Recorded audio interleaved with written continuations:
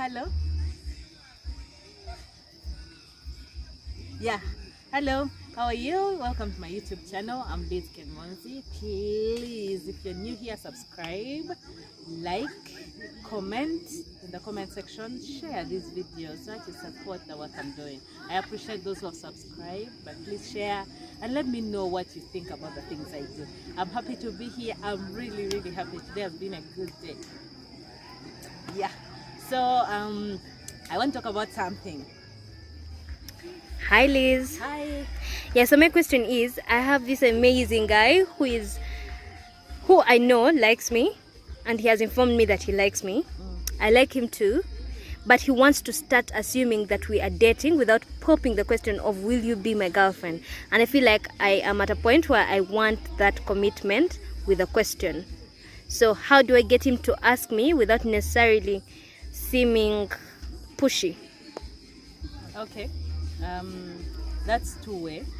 Number one, I really believe with all of my heart that no one should ever trick or entice or force someone to ask something they are not ready for.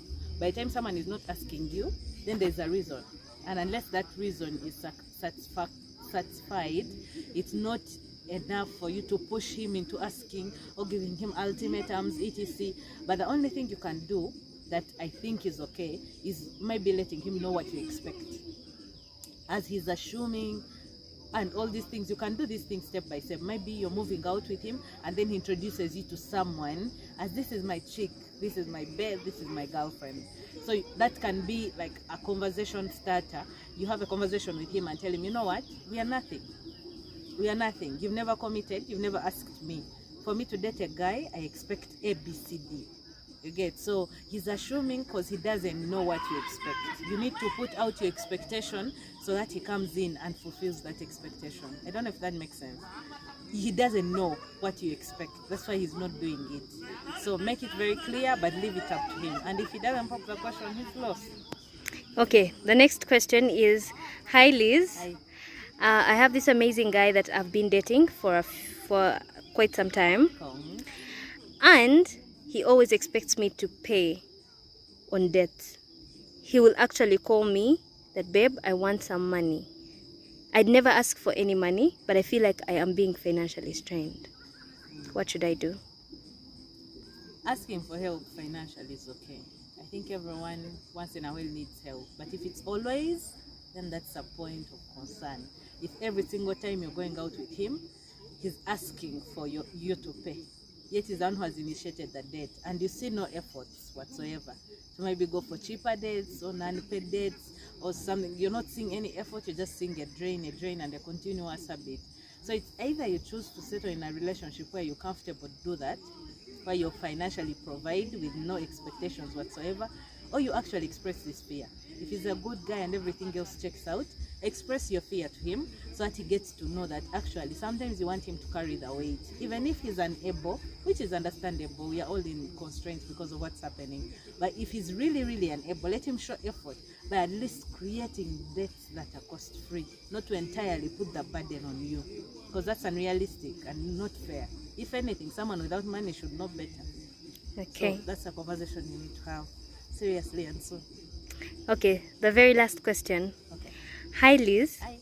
I am a married woman. Yes. Before I met my husband, he was married somewhere else.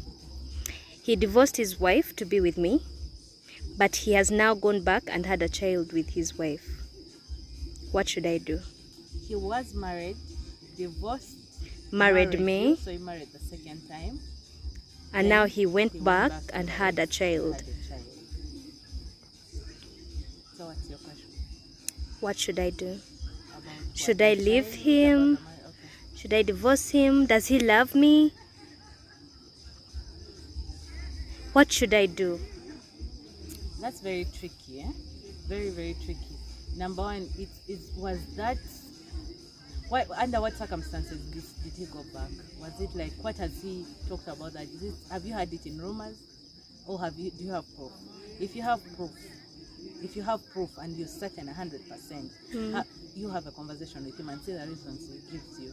Could it have been just a fallback that he did stupid something, and he went back to his ex, you get, and now something happened out of that.